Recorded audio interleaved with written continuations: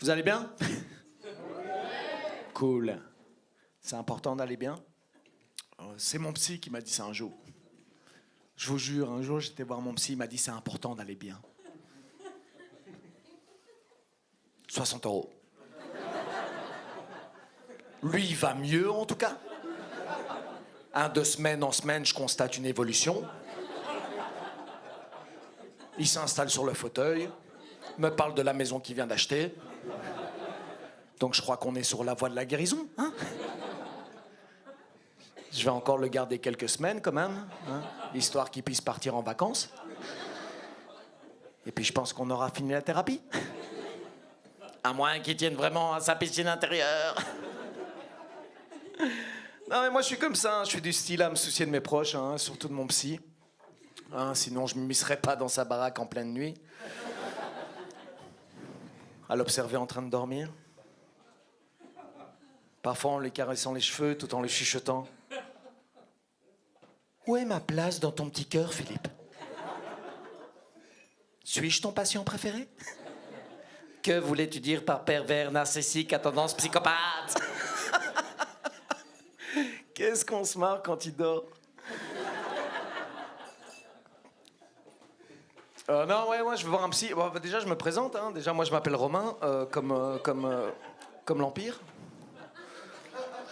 C'est mon psy qui m'a conseillé de dire ça. Et il m'a dit que ça me donnerait un boost de confiance. Bof. Ah, c'est toujours mieux que de dire je m'appelle Romain comme les chiffres. Donc, tu vois, je me suis dit, ok. Ouais, et je suis vachement névrosé. On l'est tous un peu, tu vois, mais moi, je suis en conflit permanent avec ma voix intérieure. Vous savez, on a tous une voix intérieure qui nous conseille quoi faire ou pas quoi faire. Non. Alors, soit vous êtes des psychopathes, soit c'est moi qui l'ai. Mais moi, je suis pas prêt à endosser ce rôle, quoi. Je veux dire, quand vous pensez de manière générale, il n'y a pas une voix interne avec laquelle vous communiquez? Je suis sûr, il y en a certains, dans leur tête, ça a fait non. Il faut pas qu'ils sachent qu'on existe. Si c'est pas le cas, c'est pas grave, hein. Vous êtes probablement comme mon oncle Bébert. Hein, vous avez une chanson du grand Jojo qui tourne en boucle dans votre tête. Et moi, je vois le mec depuis là tout à l'heure, il me regarde, il sait même pas pourquoi il est là. Il a chef à petit fer, on va soif. Une petite pierre, on va soif. Et le truc avec ma voix intérieure, c'est que moi, tu vois, elle me conseille pas déjà. Moi, elle impose. Moi, par exemple, quand je rentre dans un bar et que je dis ouvertement ce soir, je bois qu'une seule bière. Dans ma tête, c'est... Non. On va se dégommer la gueule, Rome. On va se mettre une méga caisse. Et le pire, c'est que c'est exactement la même voix le lendemain, quand je suis en gueule de bois, la tête dans les chiottes, qui débarque en me disant « Putain, Rome, hier soir, t'as déconné, frère. J'aimerais pas être à ta place. » Tu sais, là, un peu comme le pote hippie, tu vois, qui te conseille de vivre ta vie au jour le jour. Tu sais, et qui dit ouais, profite un peu, mais qui en même temps te demande 250 balles pour finir sa semaine. Tu vois le connard qui vient chez toi et qui dit tu sais, tu dois vivre chaque jour comme si c'était le dernier, Rome. Et à qui t'as envie de répondre bah il serait peut-être temps que tu crèves, non? Bah je sais pas, Kevin, t'as 40 ans, t'es blanc, t'as des dreadlocks, tu sens les feuilles mortes. Techniquement, t'as fait la moitié du job. D'après l'odeur de tes cheveux, t'es mort il y a 6 ans. Donc fais un truc, quoi, tu vois. Et ma voix intérieure, elle me torture sur plein d'autres choses, tu vois. Des petits détails du quotidien de la vie, tu vois. Un autre exemple à la con, c'est quand je suis tout en bas de mon immeuble, alors que j'habite au dernier étage, sans ascenseur, que je dois aller au matin, prendre le métro, prendre le bus pour arriver à mon boulot, que ma voix intérieure décide de débarquer nonchalamment en me disant « Dis Rome, c'est con, mais t'es sûr d'avoir bien fermé ta porte d'entrée à clé ?» Et c'est chiant quelque part, parce que quand j'y pense de manière approfondie, quand je l'ai fermée, cette porte, on était ensemble.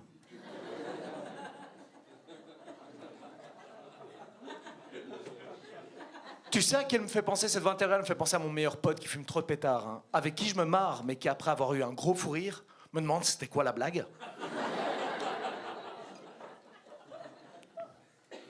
Il y a un truc en particulier, hein, c'est que j'ai remarqué qu'en dehors de ça, ma voix intérieure arrivait à me torturer. En dehors de me torturer psychologiquement, elle arrivait à me porter préjudice de manière physique. Non mais c'est ouf, hein. Je veux dire, il y a des gens ici par applaudissement qui ont vécu leur enfance en campagne. Ok.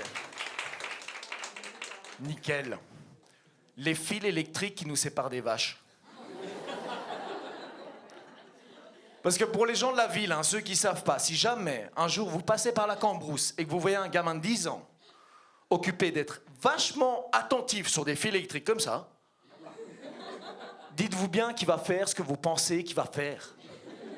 Là, il est face au premier dilemme de sa vie, qu'il s'est lui-même imposé, sans aucune raison apparente.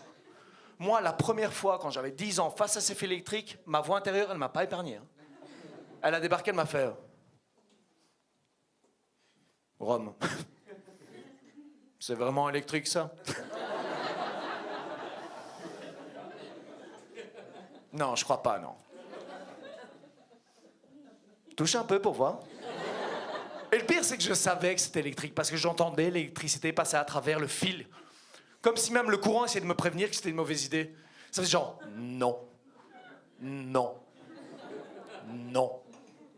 Ça, hein, et accessoirement la pancarte blanche, écrit en rouge sang, attention, ne pas toucher, fil électrique. Je me suis dit, tiens, j'ai quand même 1 ou 2 indices à portée de main, tu vois.